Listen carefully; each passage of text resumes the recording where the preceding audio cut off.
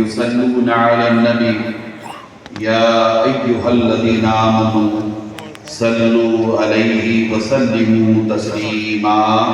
अल्लाहुम्मा सल्लि अला सय्यिदिना व मौलाना मुहम्मदिन व अला आलि सय्यिदिना व मौलाना मुहम्मदिन व बारिक वसल्लिम।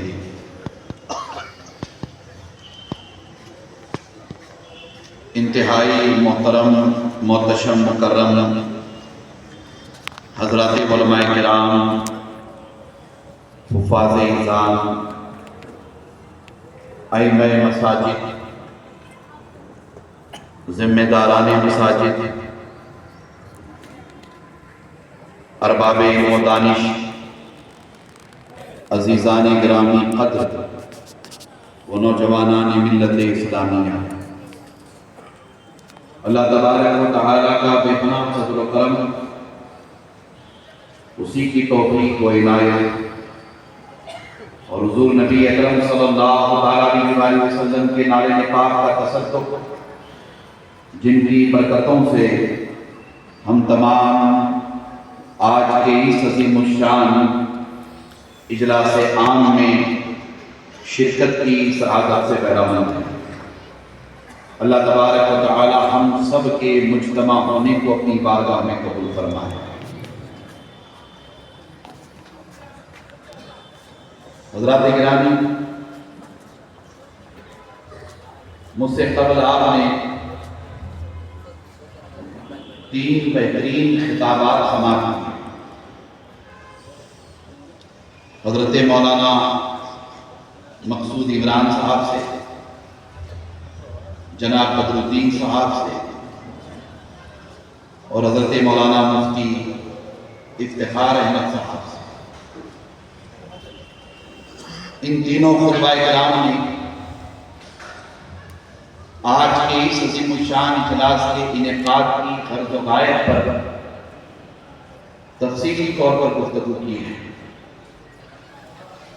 इंशाअल्लाह बिइज़्निल्लाह मुख्तसर वक्त में चंद मालूज़ात इसी ज़िम्न में मैं आप हज़रात की गोशगुज़ार करना चाहूँगा।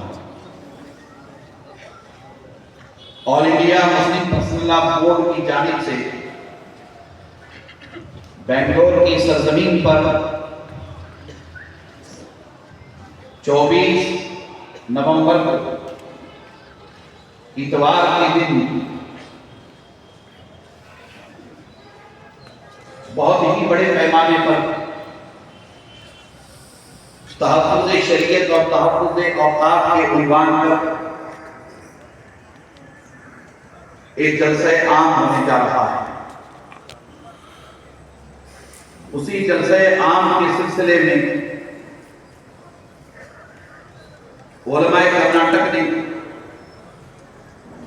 All India Muslim personal law board के जिम्मेदारों ने सूबा कर्नाटका के 31 अजला में माहौल साजी के हवाले से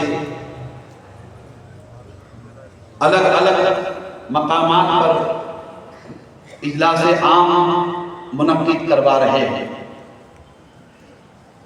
उसी सिलसिले की ये अहम कड़ी आपके शहर तुमकूर में इस अज़ीमुश्शान तारीख साज इजलास आम की शक्ल में नजर आ रही है।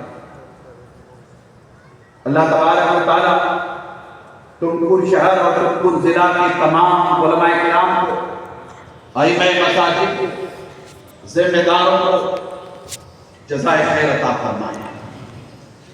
हज़रात गिरामी,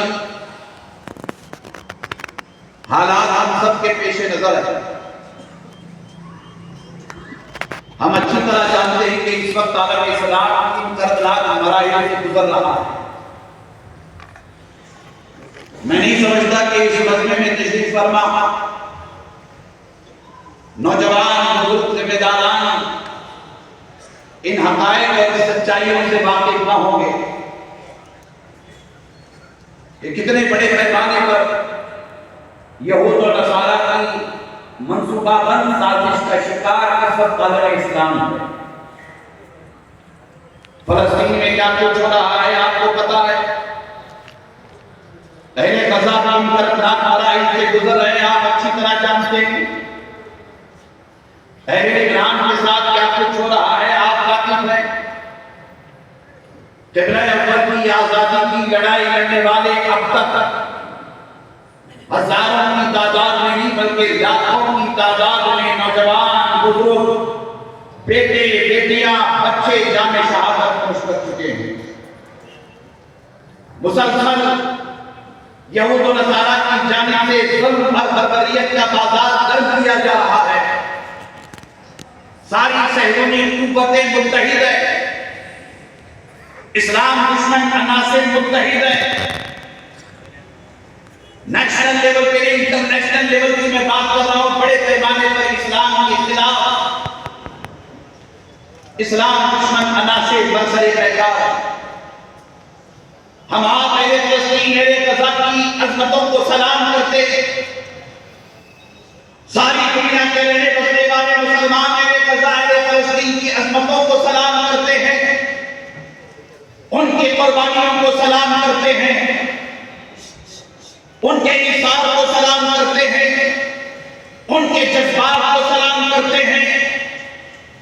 और पूरी दुनिया में रहने बसने वाले मुसलमान दुआओं के साथ इस उम्मीद में हैं कि अल्लाह तबारक व तआला आज नहीं तो कल अहले फ़लस्तीन अहले गज़ा की कुर्बानियों को कबूल करते हुए क़िबला अव्वल को आज़ादी अता फरमाएगा। आज नहीं तो कल अल्लाह तबारक व तआला इस्लाम की अज़मतों को और सरसरू करेगा। आज नहीं तो कल अल्लाह की मदद और नुसरत शामिल हाल होगी और अल्लाह तबारक व तआला यहूद और नसारा को वासीले जहन्नम फरमाएगा इंशाअल्लाह। सब मिलकर मेरे साथ बुलंद आवाज से कहे इंशाअल्लाह। दोनों हाथों को बुलंद करके कहे इंशाअल्लाह, इंशाअल्लाह, इंशाअल्लाह। हम उनके लिए सिवाय दुआओं के और क्या कर सकते हैं। हज़रात गिरामी, वही यहूद और नसारा की साजिशें हैं जो हमारे अपने मुल्क में चल रही है। हमारे अपने मुल्क में इस वक्त कश्मीर से लेकर कन्याकुमारी तक, गुजरात से लेकर आसाम और बंगाल तक नफरतों का जो माहौल बनाया गया है, इस नफरतों के माहौल के पीछे भी यहूद और नसारा की साजिश है। आप में से जो लोग पढ़े लिखे जिम्मेदार हैं, जिनकी नजर बड़ी गहरी है, वो अच्छी तरह से जानते हैं। मैं तवज्जो करता नहीं, हमारे देश में इस वक्त हर जगह नफरत नफरत नफरत नफरत जो पाई जाती है, आप क्या समझते हैं कि ये ऐसे ही है? कतई तौर पर नहीं। इसके पीछे एक मंसूबा है, इसके पीछे एक साजिश है, इसके पीछे एक कॉन्स्पिरेसी है। हमारे उलमा किराम ने उस पर थोड़ी सी मतलब की तवज्जो की है, आप तवज्जो मबसूल कराने की कोशिश भी की है। ऐसे हालात में हम अच्छी तरह से वाकिफ हैं, हम अच्छी तरह से जानते हैं कि हिंदुस्तान में रहने बसने वाले करोड़ों मुसलमान उनके जज्बात के साथ, उनकी दीनी हमीयत के साथ खिलवाड़ किया जा रहा है। कभी कुरान मजीद पर हमला होता है, कभी शरीयत इस्लामिया के कवानीन को पामाल करने की नापाक कोशिश और साजिश की जाती है, कभी फितने इब्तिदाअ पर उठाता है, कोई पाखंडी कहीं से खड़ा हो जाता है और हुज़ूर नबी अकरम सल्लल्लाहु अलैहि वसल्लम के नामूस पर, आपकी इज्जत पर हमला करता है। आए दिन इस तरह की शरारतें हमारे अपने मुल्क में हो रही हैं। आप अच्छी तरह से वाकिफ हैं, आप अच्छी तरह से वाकिफ हैं कि इधर 10 सालों में 11 सालों में हमारे देश में किस कदर नफरतों का माहौल मजबूत हुआ है। आप इस सच्चाई से भी अच्छी तरह वाकिफ हैं। जैसा कि मुफ्ती साहब ने फरमाया कि 3 तलाक का कानून बना, 3 तलाक का कानून बनाया गया। जिन लोगों ने ये कानून बनाया है उन्हें ये कानून मुबारक। मुसलमान, जैसा कि मुफ्ती साहब ने भी फरमाया, मौलाना मकसूद इमरान साहब ने भी फरमाया, बदरुद्दीन साहब ने भी फरमाया कि मुसलमान अल्लाह और उसके रसूल के बनाए हुए कानून पर अमल का पाबंद है।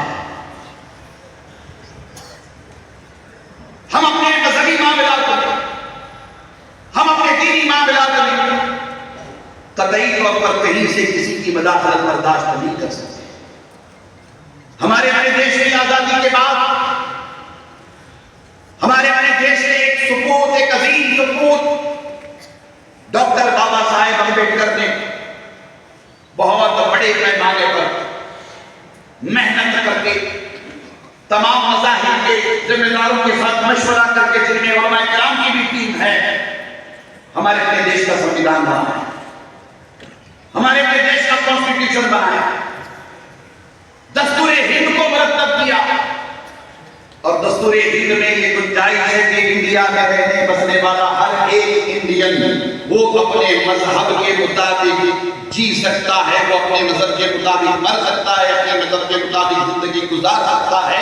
उसको मुकम्मल तौर पर अपने मजहब के मुताबिक जीने मरने की मुकम्मल आजादी है। बदरुद्दीन साहब उसका जिक्र कर रहे थे।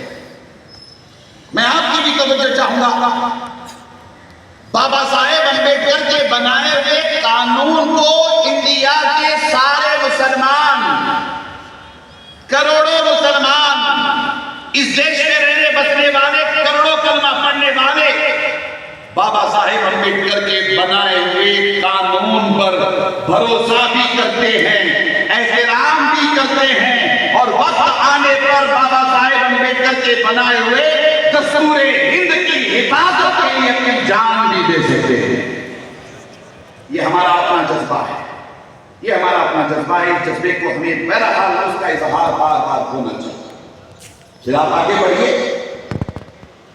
हमें ये सबक पढ़ाया गया है, ये दर्स सिखाया गया है